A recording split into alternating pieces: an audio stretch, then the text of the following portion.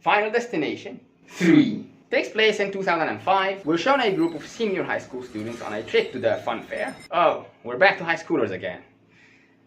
Cool. But don't worry, they're 18 this time. Meet Wendy, her boyfriend Jason, Carrie, and her boyfriend Kevin, who's kind of a dickhead. Wendy has a camera their school loaned to her to take photos of everyone for their yearbook. But she's really anxious for some reason, which to us means that she's the seer. After a bunch of trash teen behavior and a copious amount of butt shots, they get on the main attraction of the whole fair, the Devil's Flight roller coaster. And it's leaking hydraulic fluid, but doesn't tell anyone. There's a perfect cut of a guy about to throw up before they get in. The actor put 110% into his role, and they don't even show it. How sad is that? There's this annoying pervert, Frankie, holding a camera he managed to sneak in onto the ride, which is against the rules for obvious reasons. He keeps pointing it at these two girls' titties, so one of them knocks it out of his hand at the loop-de-loop, where it falls and gets wrapped around the tracks beneath them. The roller coaster then runs it over, causing the leaky mechanism to fail completely and unbuckle all the passengers. Some wheels also get knocked out, causing a few cars to upgrade to planes. The hype train stops for no one, however, so it keeps on going, further deteriorating until it finally does stop at an upside down part. The remaining few passengers fall to their deaths, leaving only Kevin and Wendy, who manage to hold on and rock the ride back into motion. But they're not out of the woods yet, as Kevin gets cut in half on a loose piece of structure. And what's left of the ride ends up derailing with what's left of Wendy. The fun fair just turned not so fun and not so fair. Crazy how a small camera caused all this. Wendy then snaps out of it, as it all was the vision. She freaks out, they let her and Kevin off. Lewis, this guy, calls her a bitch, so Kevin fights him, and all three of them get kicked out. Prepare to fight! The two bimbos get the ick and also leave. Frankie follows them, of course, but Jason and Carrie aren't let off because they're at the front of the train, which then starts moving and takes everyone to the final destination. Hold up though, if Frankie got off and with him the camera that caused all of this in the vision, why did it still crash? Was the mechanism gonna fail anyway? If so, then what was the point of the whole camera thing? Whatever. Also, the premise is getting really predictable, so I hope they do something later to spice it up. Otherwise, this is gonna be very boring. A while later, Wendy's picking up her high school diploma when Kevin finds her and encourages her to attend the graduation party. She goes like, nope, fuck that, I'ma grab my shit and skip town. He tries to be a good friend and tells her he promised Jason to look after her, but she shuts him down. On the ride for 3 minutes. If it wasn't for you and Jay being friends, me and Carrie being friends, we wouldn't have even hung out. We didn't even like each other. Low-key feel bad for Kevin here. Like, yeah, he was a dickhead, but he's being supportive here. She could have at least turned him down nicely, and like, I get that she's grieving her partner, but so is he, yet he's being way more mature about it. She walks over to her car, all Blade Runner style, followed by Kevin, who tells her about the whole Flight 180 thing he found online while looking for an explanation, but that only pisses her off. Fuck you, Kevin. Well, that's a first. The seer herself doesn't buy the death theory this time. At home, Wendy is sobbing to her sister Julie about feeling guilty for not doing enough to stop the ride. You know how people say all Asians look the same? I'm starting to realize that white people are even worse. I literally can't even tell these two apart. I had to look up if they were twins, and apparently not. Julie is younger. Julie goes to prepare for the senior graduation party, while Wendy goes through the camera. She notices a clue about Jason's death in a photo she took of him. It looks like the roller coaster is going right into his head. She then scrolls through the rest of the photos, and some have very obvious signs, while others are more subtle, like this one of the two bimbos, who are called Ashley and Ashlyn, by the way, because telling them apart wasn't hard enough as it is. The seed that Kevin planted in her head with the Flight 180 stuff starts growing. Then she remembers that the two bimbos invited her to go with them to a tanning salon before the graduation, and it clicks. Palm tree, beaches, tanning. The two are already at the salon, and they have comically large drinks, which is how you know this movie is set in America. I find these two to be insufferable. They aren't mean or anything, they're kinda sweet in their own dumb blonde way. They're just raw, unfiltered cringe. It feels like watching a caricature? How the fuck do you? Caricature. Of the bimbo stereotype. The salon owner, Yuri, lets the girls sort themselves out while he argues on the phone with his Slavic wife outside. In his infinite wisdom, he uses a bottle of sunblock out of all the objects in the shop to hold the door open. One of the girls brought her drink with her to the tanning room, despite Yuri saying not to. Then they prepare to get toasted.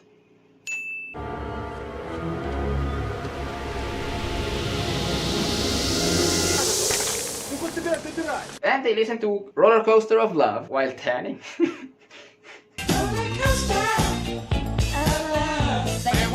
Nice one.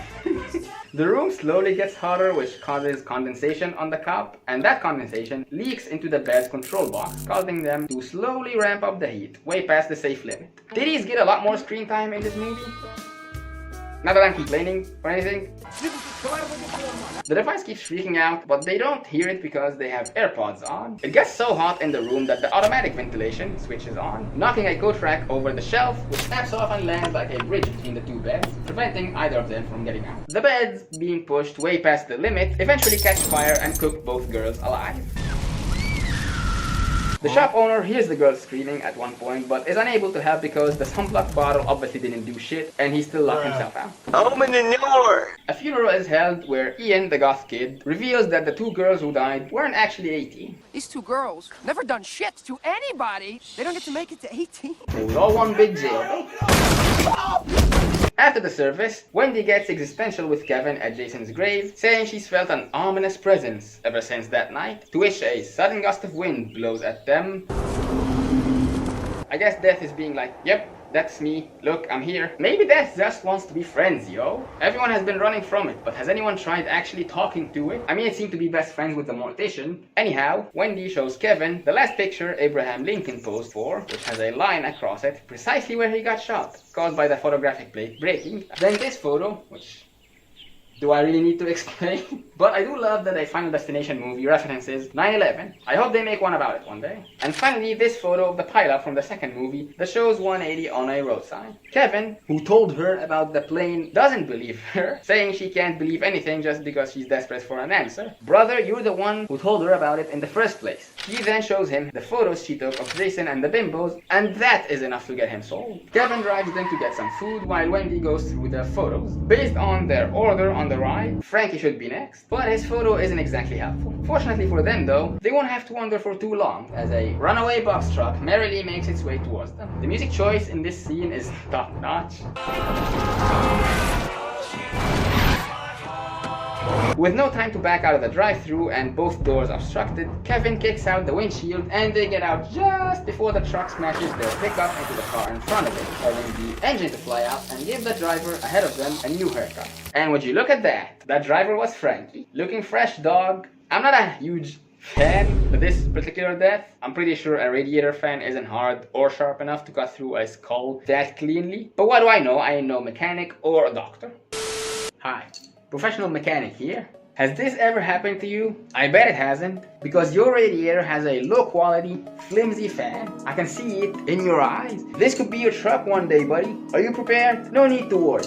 Look no further than Lonely Fans. The best, sturdiest, most reliable, sharpest, sexiest, gosh darn fans on God's green earth. And if you already have one in your car, that means you already know our premium quality. But did you know we also sell all other types of fans, from computer fans all the way up to ship propellers? Whatever fan you need, you can get it at Lonely Fans. They're lonely because you'll only ever need one. Get yours today. Who cares? I hated Frankie anyway. Good riddance, I say. The world's a safer place for women now. Kev and Wen lose their shit because Frankie's death had absolutely nothing to do with this photo. But while going through all the photos again, they see the clue was actually right in their face, just in another photo. Kevin took an upskirt photo of a colleague as she passed by, and would you look at that? Very ironic that Frankie's death was foreshadowed in a panty shot. Live by the die by the Meow meow nigga! They then check Lewis's photo, whose turn is next, and it looks like something is gonna fall on his head. They decide to go warn him, and something tells me he's gonna be the I control my life guy in this movie. Also, Kevin adamantly refuses to look at his photo, saying that if he sees it, he will obsess over it and will not be able to lock in like he needs to. And I agree. We've seen it a bunch of times already, where attempts to avoid the clue end up causing it. Kevin Wen finds Lewis at the gym, and I can smell this room. Lewis doesn't buy it, as I predicted, says they're tweaking just to cope with their losses. Looking closer, Wendy sees Sabers and a bear. Then she looks around her and sees Sabers and a bear. Lewis ain't afraid of no death. Fuck that! I took offense to that. The amount of testosterone in the room exceeds FDA recommended levels, and the Sabers come loose directly above Lewis. But nothing actually happens, so he gets one more rep in for maximum gains. just win! What I tell you, Kevin, huh? Fuck that! The swords actually sliced the weight cables, which added a single rep of Skull Crusher into his routine, and I can confidently tell you that this is even more bullshit than Frankie's fan. Do you know how hard these cables are? And they weren't even tensioned when it hit them. Zero chance they would be cut so easily. And also, what kind of retard designed this thing? Of all the designs for that range of motion out there, not a single one has weights on a cable-bound flap like this. It's just a shit design. Maybe they switched from it after this exact thing happened in real life. I don't know. Kevin Wen go find Ian and his girlfriend Erin at the Walmart they both work at to ask them who was behind them on the roller coaster because they can't remember, and the one photo from the ride that shows it is not exactly helpful. They find Erin first, and as usual, she doesn't believe them and even calls Ian over to point and laugh at them with her. Kevin Wen follow them around the warehouse as they work, trying to convince them, but they just keep being assholes to them. So let me get this straight. I'm gonna OD on nail polish. Write that down, write that down! Watching these two work makes me think the unidentified person on the ride was an OSHA agent. I say was because they've already died of a stroke and committed sewer slide in 4 different ways after seeing these two work. And the OSHA gods are not to be messed with. Ian knocks some shit off a shelf onto a forklift, which holds down the accelerator, driving it into a display, which drops more shit on the forklift and actuates the lever, causing it to lift the whole thing, knocking over bigger shelves behind it, creating a domino effect that ends with a bunch of sharp and heavy shit falling towards Ian. However, Kevin pushes him out of the way and everyone ducks and survives the incident. Erin even gets her nails done to celebrate.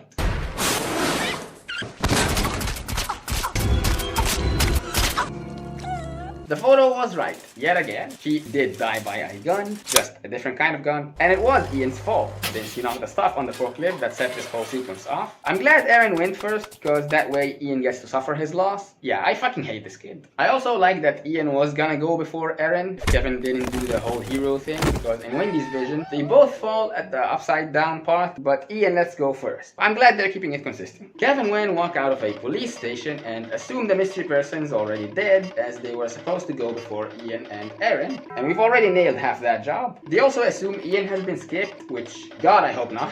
I want him to die the worst death in the whole series. But if he did get skipped, that means Kevin's next, and then Wendy. Kevin and Wendy are falling for each other, like the other two movies, and pretty much any movie where a guy and a girl go through events together. Wendy says she'll be constantly worried about him if they separate.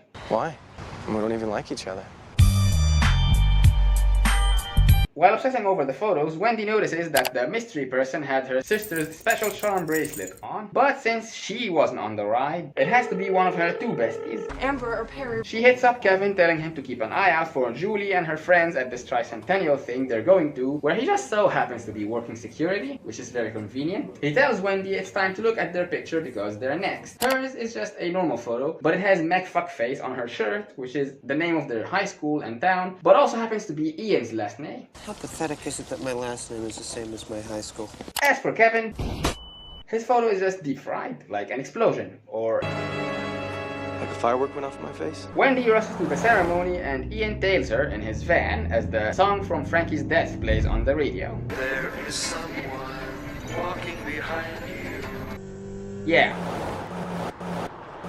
It was actually still working in the first movie, but I don't think it would have worked if they just kept doing it every time. She gets there and tries to get to Julie, who is fleeing from Kevin because he tries to take her away. Then a firecracker startles the horse they were larking with, which is tied to the world's weakest spike, and runs amok with the spike flailing behind it. Kevin finally catches up to Julie, but she's not very cooperative. Having just recreated her picture, in which a horse from the carousel appears to be headbutting her, the rampaging horse almost headbutts her, but Kevin shoves her out of his way. Kevin's doing a lot of shoving people out of harm's way these days. However, this time it proves futile as the horse's rope wraps around her neck and drags her with it. Kevin yanks a sword from one of the larpers and uses it to cut the rope she's being dragged by just a second before she got turned to Swiss cheese. Her heebies are absolutely fucking GB'd when he tries to ask her who the person on the ride was, but the horse answers it for her.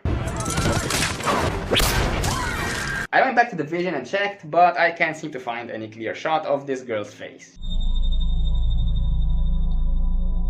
Do you remember Julie being on the roller coaster? No, she would have said something by now.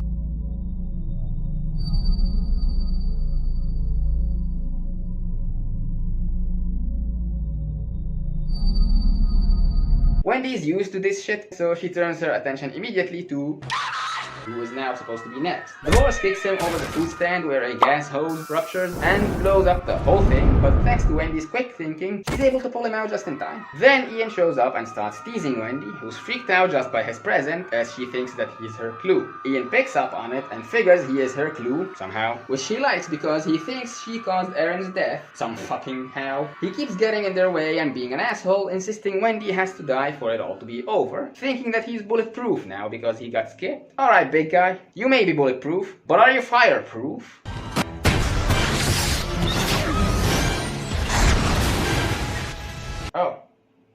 Oh, you are fireproof. Okay, but are you heavy as fuck objects proof?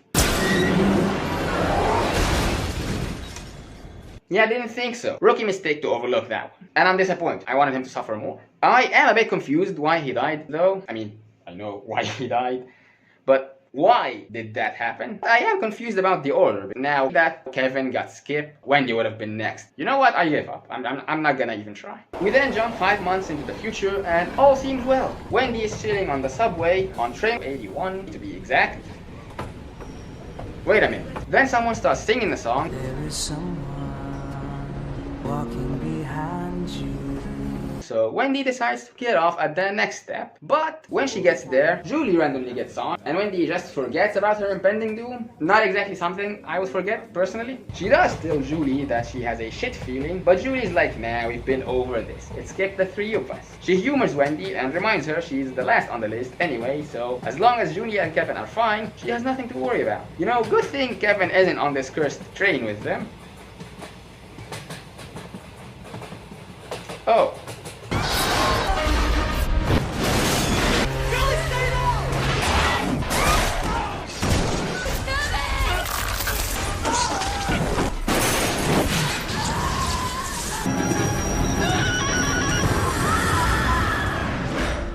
I was gonna look. Well, shit. The end. Fuck literally everyone else on the train, I guess. Maybe they were all gonna die anyway, and Death decided to just clean up the roller coaster leftovers while we're here. Guess you could say that the subway train took them to their final destination. Did I like this movie? It was alright. Some deaths made no fucking sense, like Frank and Louis. The effects and sets have improved a lot though. They also introduced a full-on hateable character, Ian, which was a nice addition. Also, the whole subway thing at the end is a very subtle callback to the second movie. When Kim gave the survivors the burner phones, she used the subway as an example. If I call and say, I don't know, subway, get to a high-rise fast, a place where no subway could possibly go, get it? I think that's pretty neat. However, they didn't bring back the mortician, so I'd give this one an 8 out of 10. I'd give credit for the amount of tits and ass they showed, but it was jailbait, so I'm not gonna give them points for it. Fuck it, 9 out of 10. As I said, the real problem is that the premise is getting old, so I can't say I was that excited watching it. I don't think there's that much they can do to spice it up, which makes me very excited that I have to watch 2 more. I've only seen the first 3 as a kid, so from this point onwards, it's uncharted territory for me.